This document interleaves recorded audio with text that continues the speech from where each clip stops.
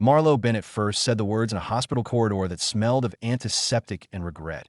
"I'm feeling pain," she whispered, her voice barely steady. "Take your long tool out." She wasn't speaking to a lover. She was speaking to the orthopedic surgeon standing over her fractured wrist, his surgical instrument still hovering near the swelling. The sentence, awkward and raw, would later take on a different meaning in her life. But that afternoon it was literal, immediate, and edged with fear. The injury had happened an hour earlier in the kitchen of the cafe she co-owned with her husband, Nolan Pierce. A slick patch of water near the sink, a misstep, a sharp fall. The kind of accident that left more than bruises. As she lay on the cold tile, staring at the underside of the prep table, she realized how quickly control could vanish. Control had always mattered to Marlo. She built her life with deliberate care. The reclaimed wood tables in the cafe, the chalkboard menu written in precise script, the marriage that seemed, at least from the outside, solid and enviable. Nolan handled the finances and charmed customers with easy laughter. Marlo curated the atmosphere, the pastries, the quiet warmth that kept regulars returning. But fractures, she was learning, often started invisibly in the hospital room. Nolan paced near the window, while Marlo's wrist was wrapped and set. He checked his phone more than he looked at her. When she winced, he offered a distracted smile. "You'll be fine," he said.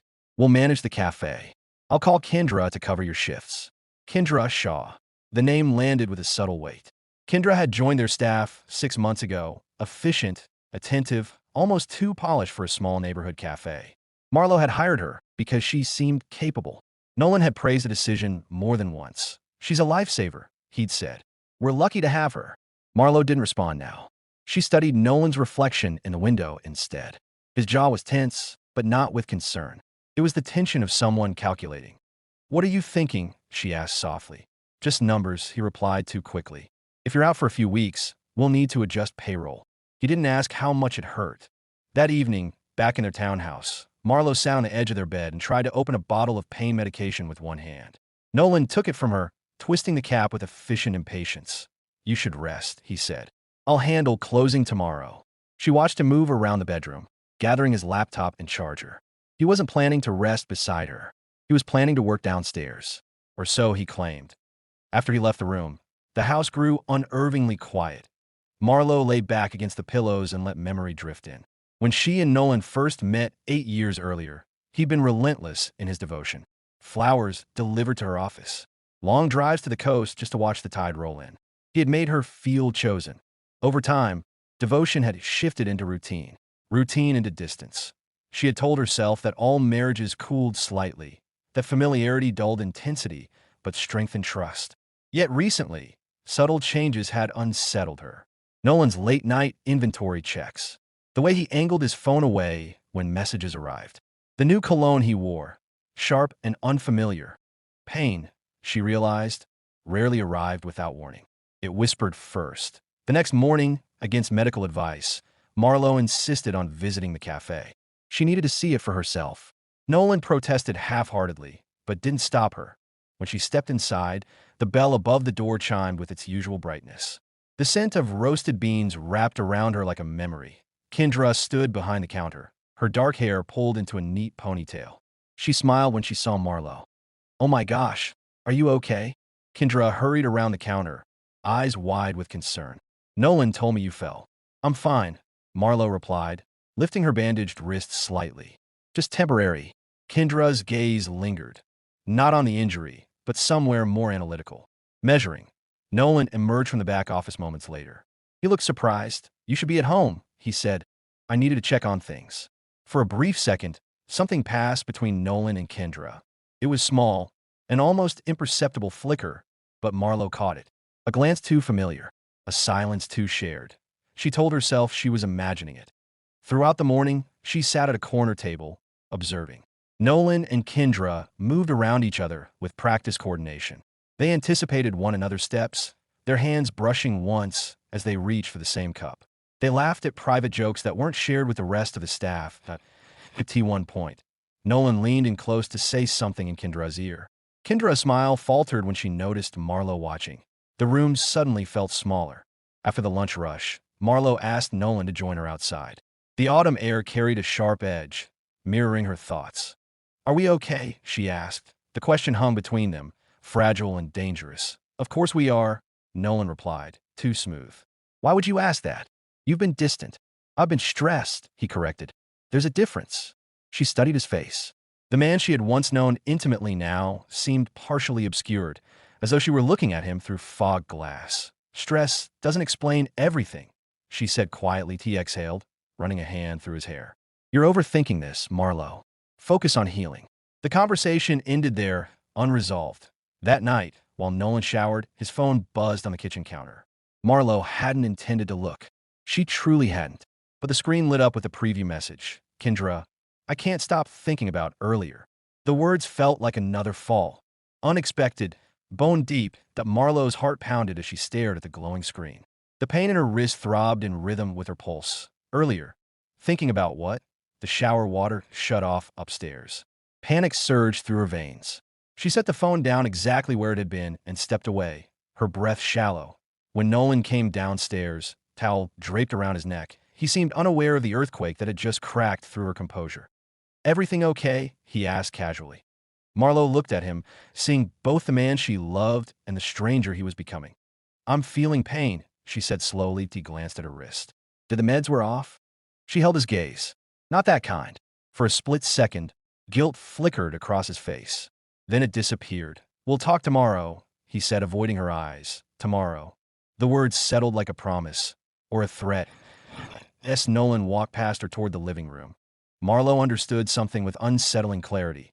Injuries could be set and bandaged, but betrayals required exposure before healing, and she was no longer certain she wanted the truth. Yet she knew she would seek it, because some pain, once felt, refuses to be ignored. Marlowe Bennett did not sleep. She lay beside Nolan Pierce in the dim blue wash of early morning, listening to the steady rhythm of his breathing and wondering when it had stopped comforting her. The message from Kendra Shaw replayed in her mind with relentless clarity. I can't stop thinking about earlier. Earlier. The word had weight now. It pressed against her chest until breathing felt like work. T6:12 a.m. Nolan's alarm vibrated on his nightstand. He silenced it quickly, as if afraid she might wake. Yet she was already staring at the ceiling. I'm heading in early, he murmured, sliding out of bed. Supplier meeting. Marlowe turned her head slightly. We don't have a supplier meeting today. He paused only half a second. They moved it up. He didn't look at her while dressing. His movements were efficient, rehearsed. When he leaned down to kiss her forehead, the gesture felt procedural. Rest, he said again. The door closed softly behind him. Marlowe remained still for several minutes, listening to the quiet house. Then she sat up. The ache in her wrist pulsed, but it was manageable. What she couldn't manage was the uncertainty. Trust, she realized, didn't shatter loudly. It eroded in tiny, deniable fragments. She dressed slowly and drove to the cafe without texting Nolan. If he was truly meeting a supplier, she would see it. If he wasn't, she would see that too. The bell above the cafe door chimed as she entered. The shop was open but not busy. Nolan stood behind the counter, no supplier in sight. Kendra stood close beside him, reviewing something on his phone. They stepped apart when they noticed Marlowe. You said you had a meeting, Marlowe said evenly. Nolan recovered first. Cancel. Kendra offered a tight smile. Good morning. Marlowe held her gaze a fraction longer than necessary. Kendra didn't look away this time. There was no visible guilt, only something guarded. I need to check inventory, Marlowe said. She moved toward the back office, her pulse quickening. The office was small, lined with filing cabinets and shelves stacked with invoices. Nolan's laptop sat open on the desk. She told herself she wouldn't invade his privacy. She told herself she already knew enough, but when she sat down and touched the trackpad, the screen came alive. An email account was open, one she didn't recognize. Not the business account, not his personal one. The inbox contained only a handful of messages. All from Kendra. They weren't explicit. They didn't need to be. The language was coded in familiarity. Last night felt reckless. I hate sneaking around. She's starting to notice that Marlowe's throat tightened. The final message had been sent just 20 minutes earlier. Are we really going to keep pretending? Footsteps approached. Marlowe closed the laptop just as Nolan entered the office. What are you doing? He asked, his tone sharper than before. Looking at our numbers, she replied calmly. He studied her face, searching for evidence. You don't trust me, he said. She stood slowly. Should I? The air between them shifted, thick, charged. Nolan exhaled, rubbing his temples. This is exactly why I didn't want you here. You're recovering. You're emotional. Don't do that, she said quietly. Don't make this about my injury. He didn't deny it. That was what struck her most. He didn't deny anything. Instead, he said, it's complicated. Marlo felt something inside her settle. Not break, not explode, settle into cold clarity. Complicated is a choice, she replied. So, is betrayal. Nolan's jaw tightened. You don't understand. Then help me. For a moment, he looked like the man she married. Conflicted, uncertain. But then the office door opened behind him. Kendra stood there, pale but resolute. We can't keep lying, Kendra said softly. The words landed with finality. Marlo looked from Kendra to Nolan. How long?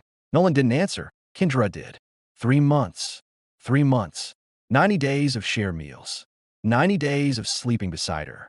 90 days of calculated deception. Marlo nodded once, absorbing the impact. Why? She asked. Not loudly, not dramatically, but with genuine need. Nolan hesitated. I didn't plan for it to happen. That's not an answer. Kendra's composure faltered. It started with late shifts. Conversations. You said you'd grown distant. Marlo's eyes flicked to Nolan. I broke my wrist yesterday. When exactly did I become distant? Silence filled the office. Nolan finally spoke, voice low. You've been focused on control for years, Marlo. The cafe. The house. Every detail. I felt like I didn't fit into the picture anymore. She absorbed the accusation without flinching. So instead of telling me, you found someone else. It wasn't supposed to replace you, he said. The absurdity of that statement nearly made her laugh. Kendra stepped back, as if suddenly aware of the gravity of what she'd entered. I didn't mean to hurt anyone, she whispered. But you did, Marlo replied, not unkindly. The cafe bell chimed in the front, signaling customers. The normalcy of the sound felt surreal. Life continuing, indifferent to collapse. Marlo straightened her shoulders. Here's what's going to happen, she said, voice steady. Kendra, you're done here. Effective immediately. Kendra looked to Nolan. He doesn't get to decide that, Marlo added. I'm co-owner. Kendra swallowed, then nodded slowly. She untied her apron and placed it on the desk. There was no dramatic apology, no plea, just resignation. When she left the office, the silence she left behind felt heavier than her presence. Nolan stared at Marlo. You didn't have to fire her. Yes, Marlo said softly. I did. They stood facing each other in the cramped office where they had once celebrated their cafe's first profitable month. Now the room felt like a courtroom. What do you want? Nolan asked finally. Marlo considered the question carefully. I want honesty, she said. All of it, not pieces. He looked exhausted, as though the burden of maintaining two realities had finally become too much. I don't know if I'm still in love with you, he admitted. The words did what the emails hadn't. They pierced cleanly. Marlo felt the pain, but it no longer surprised her. Then we stopped pretending, she replied. For the first time, Nolan seemed unsure of what that meant. Stop pretending how? He asked. She met his gaze without hesitation. We decide whether this marriage ends, she said, or whether we're willing to fight for it. Outside the office, customers chatted, cups clinked, the espresso machine hissed. Ordinary sounds in an extraordinary moment. Nolan didn't answer immediately, and Marlo realized the next move wouldn't be his alone, the IT would be hers too. Nolan Pierce did not follow Marlo Bennett home that evening, that he stayed at the cafe under the pretense of closing early, of recalculating inventory, of needing space. Marlo didn't argue. Space, she understood now, had already been taken, quietly, deliberately, long before she discovered it. The townhouse felt unfamiliar when she stepped inside alone. The framed photographs on the hallway wall, vacations, anniversaries, the cafe's grand opening, looked staged like evidence from someone else's life. She paused in front of one taken 5 years earlier. Nolan's arm was wrapped securely around her waist, his smile unguarded. She searched the image for cracks. There were none visible. She moved to the kitchen and set her purse down with care. Her wrist still ached, but the sharper pain was internal, methodical. Nolan's confession echoed in her mind. I don't know if I'm still in love with you. It was not the affair alone that unsettled her. It was the uncertainty, the emotional withdrawal, the quiet erosion of something she had believed was foundational. Her phone buzzed. For a fleeting second, she thought it might be Nolan, that it wasn't. It was Kendra Shaw. Marlo stared at the name before opening the message. I'm sorry for contacting you. I won't come back to the cafe. I just needed to say I never intended for this to go as far as it did. Marlo read it twice. The apology felt incomplete, not because it lacked remorse, but because it lacked accountability. She typed slowly. Intent doesn't erase impact. She hesitated before adding, "Did he tell you he wasn't in love with me?" The reply came after a long minute. He said he felt lost, that he didn't know who he was anymore. Marlowe absorbed the phrasing. Lost, not unloved, not unhappy. Lost. She set the phone down without responding further. An hour later, Nolan entered the house quietly. He looked drained, as if the day had stripped him of something essential. "We need to talk," he said. Marlowe remained seated at the dining table. "We already started." He removed his jacket and placed it over a chair. "I ended it." The statement hung in the air. "With her?" Marlowe asked. "Yes." She studied his face carefully. There was no triumph in her expression, no relief. Only scrutiny. "Why?" "Because this isn't who I want to be," Nolan replied. "Sneaking around. Lying to you. That wasn't difficult for 3 months." His jaw tightened. "I deserve that." Silence settled between them, but it was not empty. It was thick with decision. Nolan pulled out a chair and sat across from her. "When the cafe started doing well, you became relentless. Every detail had to be perfect. I felt like I was constantly being evaluated. I was building something," she said quietly, "and I felt like I was losing something," he countered. "Me?" "Myself." Marlowe leaned back, processing. "So you found yourself in someone else?" He flinched at the precision of the question. "It wasn't about replacing you," he said again, softer now. "It was about feeling seen." The irony did not escape her. "I have stood beside you for 8 years," she replied. "If you didn't feel seen, why didn't you say that instead of choosing betrayal?" Nolan didn't answer immediately. When he did, his voice lacked defense. "Because I was ashamed to admit I felt small." The confession altered the atmosphere. Not absolution, but context. Marlowe considered her own role without surrendering his responsibility. She had been driven, exacting. She had assumed Nolan shared her intensity. Perhaps she had stopped asking whether he did. But acknowledging distance was not the same as excusing infidelity. "You don't get to outsource your insecurities," she said. "Marriage isn't a performance review." He nodded slowly. "I know." They sat there, two people dissecting the remains of something once whole. "What do you want now?" she asked. Nolan met her gaze directly for the first time that day. "I want to try. Counseling. Transparency. Whatever it takes. And if you're not in love with me?" She pressed. He inhaled carefully. "I don't know what love feels like when it's buried under resentment and secrecy. I know I don't want to walk away without fighting." The honesty was imperfect but present. Marlowe felt the weight of choice settle onto her shoulders. Leaving would be clean in some ways. Staying would require endurance, vulnerability, and risk. "Complete access," she said finally. "Phones, email, everything. No more hidden accounts. Done. And therapy.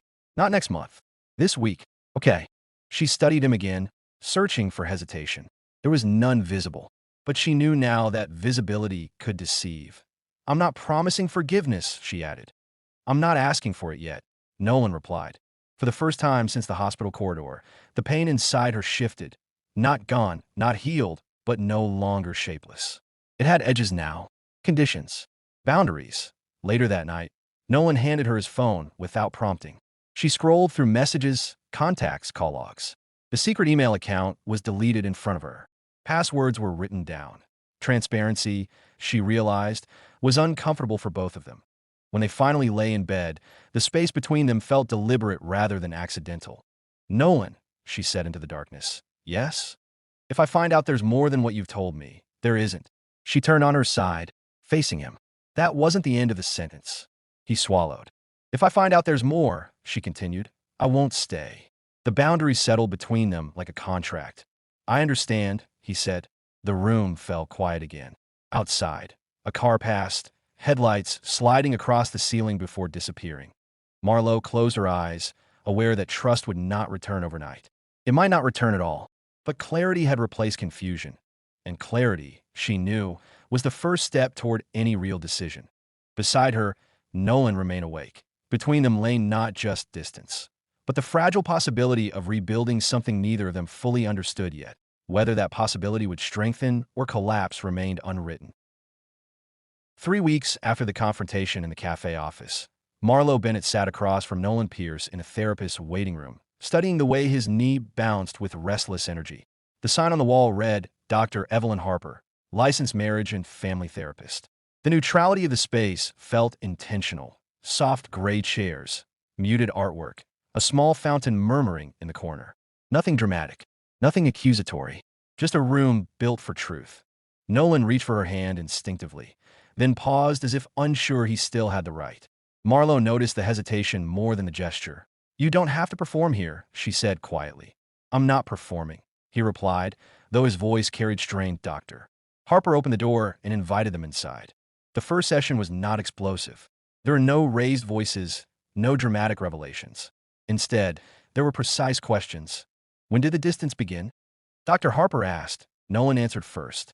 2 years ago, when a cafe expanded. Marlowe absorbed the timeline. 2 years. The affair had lasted 3 months, but the disconnection had rooted itself far earlier. Dr.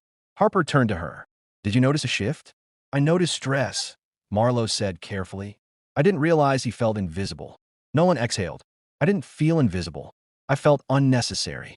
The distinction mattered. Over the next hour, they untangled grievances that had gone unspoken.